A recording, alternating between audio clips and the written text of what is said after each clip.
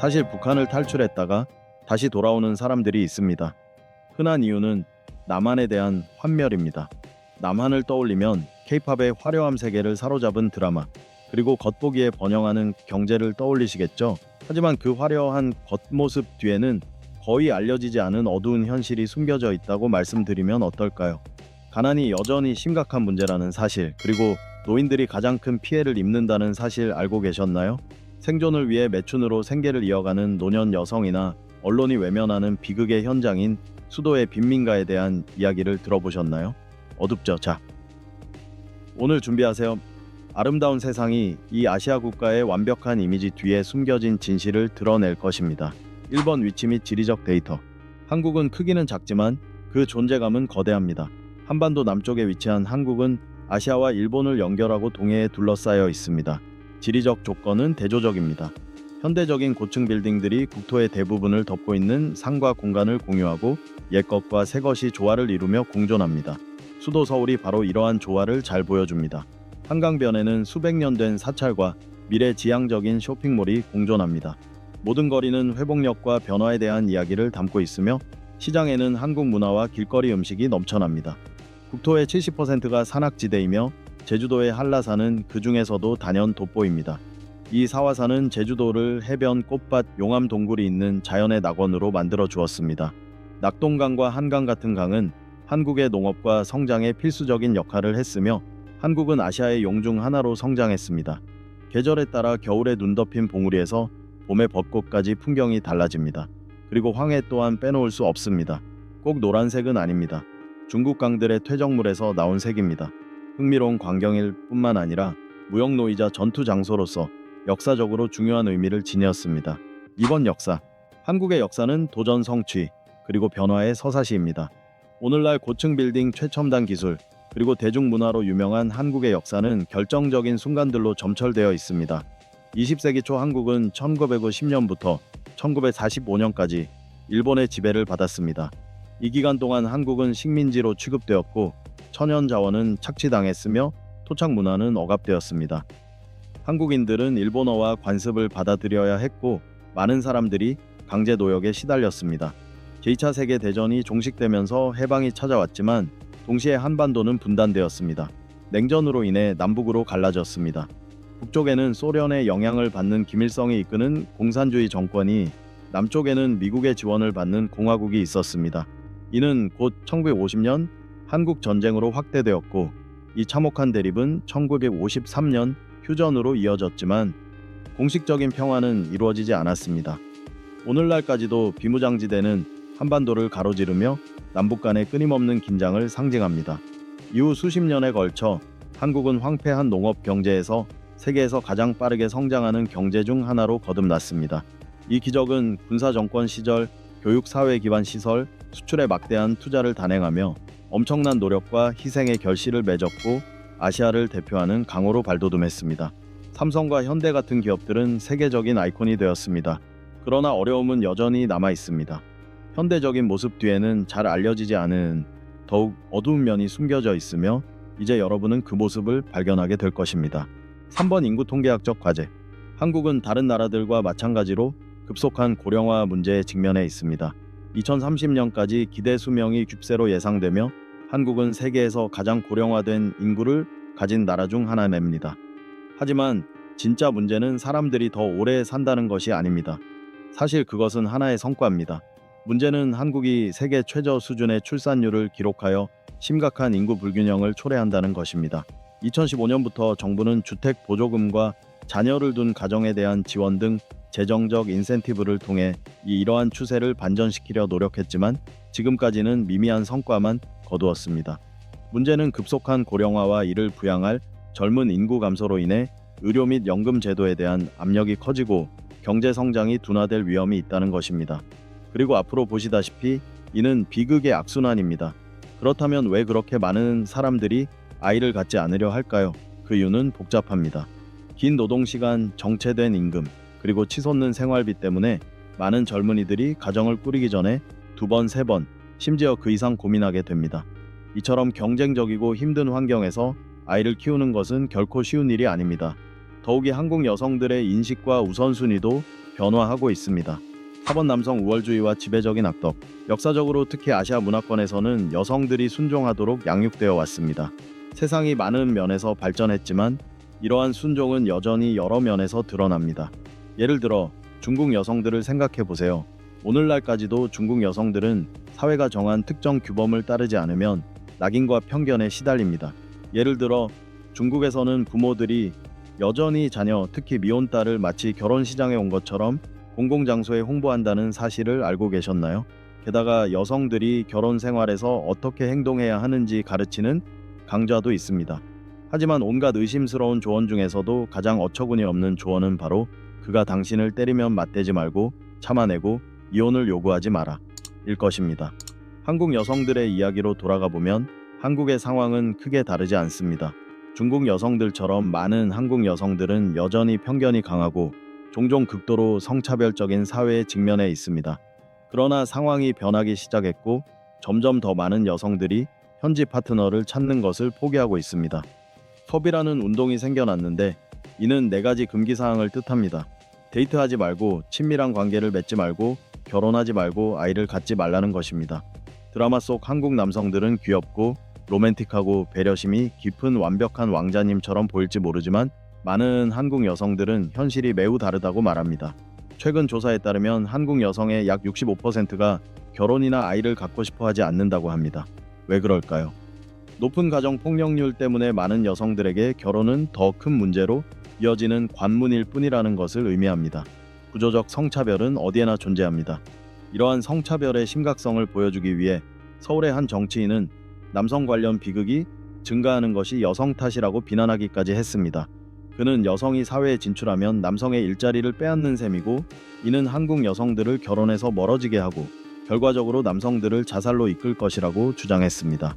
바로 이러한 이유들 때문에 여성들이 사회를 떠나고 있습니다. 그 결과 결혼에 대한 관심이 낮아지고 출산율이 낮아지며 가정을 꾸리는 것에 대한 환멸을 느끼는 세대가 늘어났습니다. 그리고 만약 어려움이 거기서 끝난다고 생각한다면 오산입니다. 모든 문화적 화려함과 최첨단 기술 뒤에는 어두운 문제가 도사리고 있습니다. 바로 빈곤입니다. 5번 기생충과 6라운드의 실제 생활. 한국의 화려한 기술 발전과 경제적 성공 뒤에는 좀처럼 드러나지 않는 냉혹한 현실이 숨겨져 있습니다.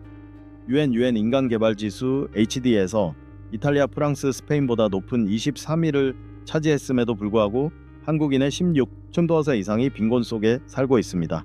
예술은 삶을 모방한다는 말을 들어보셨나요? 한국에서는 이 말이 정말 맞습니다. 영화 기생충과 드라마 라운드 6는 가난과 계층 불평등을 잔혹하게 드러냈고 모든 것을 가진 자와 간신히 연명하는 자의 삶을 보여주며 많은 사람들의 현실을 스크린에 담았습니다. 예를 들어 영화 기생충에서는 반지하, 즉 유명한 지하주택의 초상을 볼 수 있습니다. 불평등의 상징이 된 이 주택은 악명 높은 서울 부동산 시장에서 몇 안 되는 저렴한 선택지 중 하나입니다. 젊은 세대와 저소득층이 거주하는 이 지하주택은 1970년대 북한과의 긴장 속에서 지어진 벙커에서 시작되었습니다. 수년에 걸쳐 서울이 현대화되면서 정부는 지하실을 농촌지역 이주민들의 주택으로 사용하도록 허용했습니다. 이러한 주거 환경의 현실은 열악합니다. 황희 불량 배수 문제, 누수 해충 발생, 박테리아 노출, 제한된 탈출 경로 등입니다. 그러나 서울의 부동산 가격이 상승함에 따라 반지하는 여전히 많은 사람들에게 가장 저렴한 선택지로 남아 있습니다. 반지하는 세계에서 가장 부유한 도시 중 하나인 서울에서 불평등의 고통스러운 상징이 되었습니다. 이러한 불평등은 2022년 100년 만에 가장 큰 폭으로 한강 남쪽 지역이 침수되면서 더욱 두드러졌습니다. 이러한 대피소 중 상당수가 침수되었고 안타깝게도 제때 탈출하지 못한 일부 가족은 목숨을 잃었습니다. 그리고 가장 끔찍한 것은 이 모든 불안정한 상황 속에서도 반지하조차 살 수 없는 사람들이 있다는 것입니다. 6번 표면적 이웃.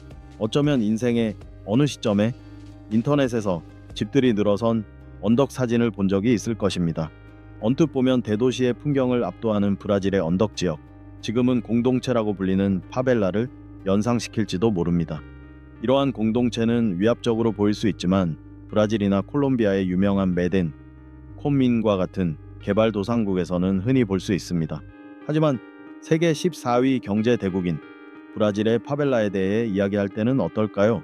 믿기 어려울지 모르지만 한국에도 존재합니다. 사실 앞서 보여드린 사진이 바로 그 파벨라 중 하나였습니다. 감천동입니다. 이 동네는 전쟁 후 아무것도 남지 않은 사람들에게 정부가 이 지역을 양도하면서 형성되기 시작했습니다. 대안이 없었던 많은 사람들은 산비탈의 불안정한 환경에서 살기 시작했습니다.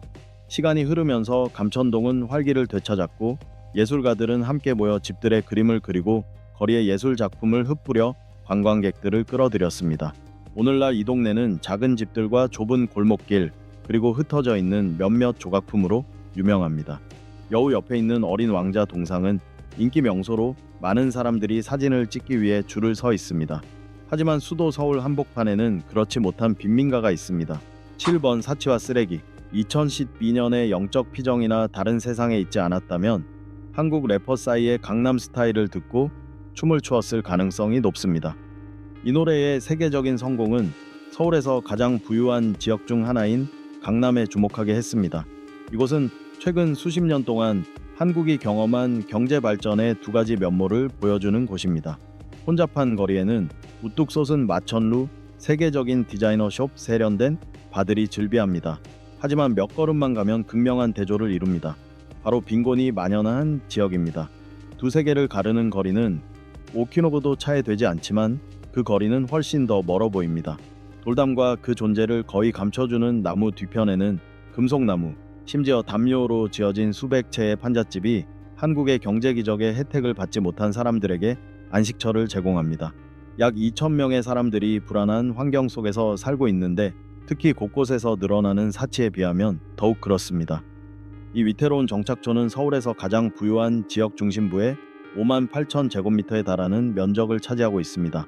매년 수백만 달러짜리 아파트들이 새롭게 들어서지만 좁은 골목길과 판잣집들 사이에서는 사치라고는 찾아볼 수 없습니다.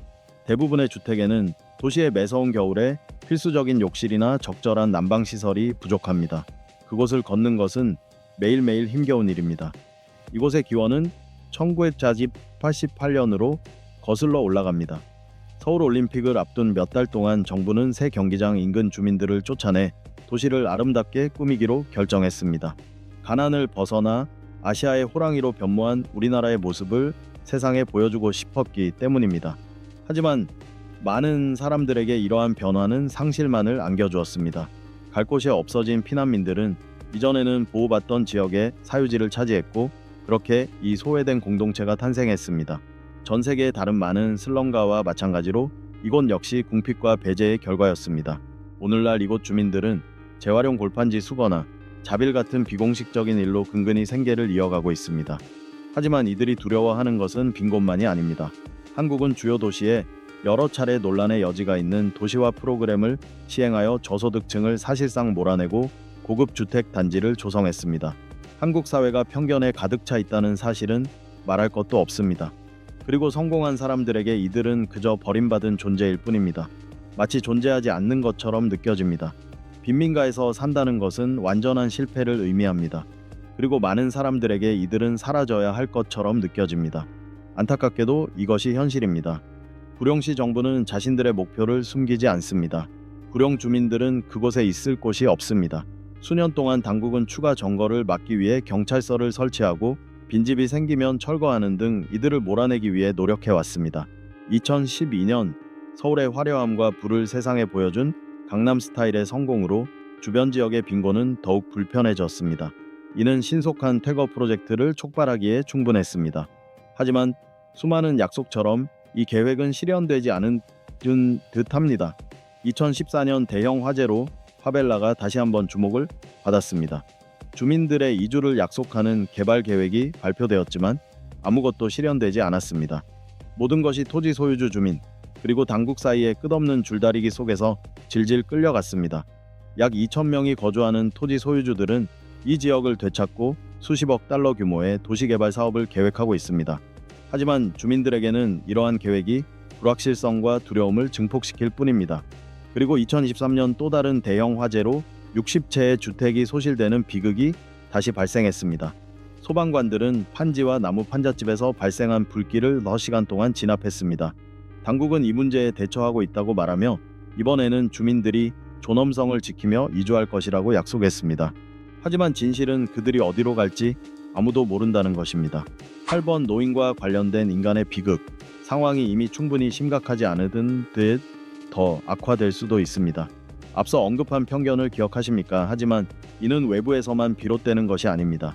이는 주민들에게까지 영향을 미쳐 감당하기 어려운 심리적 부담을 안겨줍니다.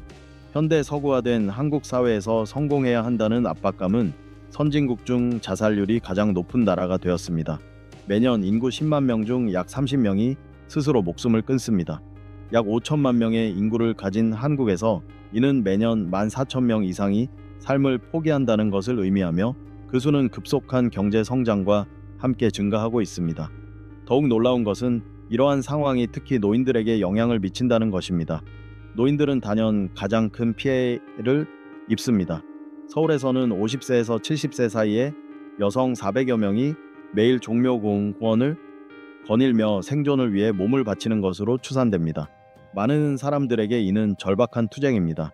이런 식으로 스스로를 부양할 수 없고 다른 해결책을 찾지 못하면 결국 자살하게 됩니다.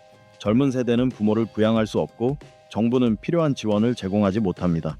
실업보험, 사회보장, 적절한 의료 서비스가 없다면 많은 노인들은 저축도 없고 필요를 충족시켜줄 연금도 없고 가족의 부양도 받지 못합니다. 노인 인구의 거의 절반이 빈곤 속에 살고 있으며 은퇴자의 약 70%는 평균 임금의 5%만 받습니다. 한국의 빈민가 자살률을 보여주는 통계는 없지만 특히 서울을 중심으로 가장 소외된 지역을 둘러싼 학대와 분쟁의 역사 때문에 긴장감은 끊이지 않습니다. 모든 여행에는 끝이 있듯이 저희의 탐험 여행도 여기서 끝납니다. 인도, 우즈베키스탄, 부탄, 브라질, 핀란드 같은 나라나 베트남, 필리핀, 라오스, 태국 같은 동남아시아의 작은 나라들을 계속해서 탐험하고 싶으시다면 저희 채널을 방문하셔서 다른 나라들의 흥미로운 점들을 알아보세요. 각각의 흥미로운 나라를 통해 그 나라를 얼마나 흥미롭게 느끼는지는 여러분이 어떻게 경험하느냐에 달려 있습니다. 많은 참여가 있는 영상이 항상 우선시되기 때문에 이 영상이 재미있다고 생각되시면 좋아요를 눌러주시고 댓글을 남겨주시고 사랑하는 사람들과 공유해주세요. 저희 유튜브 채널이 더욱 성장할 수 있도록 그리고 그 경험을 바탕으로 더욱 흥미롭고 매력적인 나라들의 영상을 제작할 수 있는 원동력이 될 것입니다. 그럼 안녕히 계세요. 다음 영상에서 또 뵙겠습니다. 진심으로 감사드리고 또 뵙겠습니다.